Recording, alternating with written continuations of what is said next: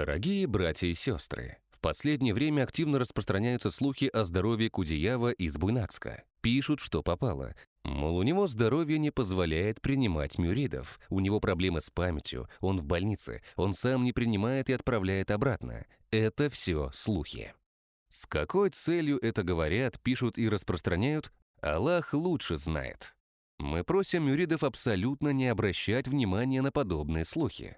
Если бы Абдужалил Афанди перестал принимать мюридов, он лично озвучил бы это, или же информация дошла бы до нас из официальных источников. Но, как видите, этого нет. В одном из аятов сказано: «О те, которые уверовали, если нечестивец принесет вам весть, то разузнайте, правда это или ложь, чтобы не обвинить невиновных людей в грехе или преступлении по неведению, а то вы будете сожалеть о содеянном».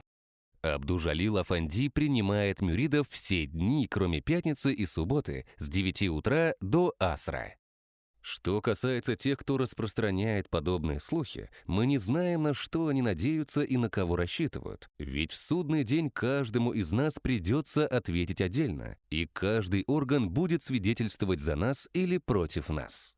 Воистину, слух, зрение и сердце, все они будут призваны к ответу. Им уготованы великие мучения в тот день, когда их языки, руки и ноги будут свидетельствовать против них о том, что они совершили. Клянусь твоим Господом, мы непременно всех их спросим о том, что они совершали. Катада сказал: они будут спрошены, но их уста будут запечатаны. Только их руки и ноги будут говорить о том, что они совершали. Это одно из толкований. Это произойдет после того, как им прикажут низвергнуть их в ад. Тогда их не спросят об их грехах, их поволокут в ад и бросят в огонь. И еще раз призываем наших братьев и сестер не заниматься тем, что их не касается, тем более ложью. Побойтесь Создателя, перед которым вам придется отвечать в судный день. Это тот день, в котором даже пророки будут говорить: «Нафси, нафси, душа моя».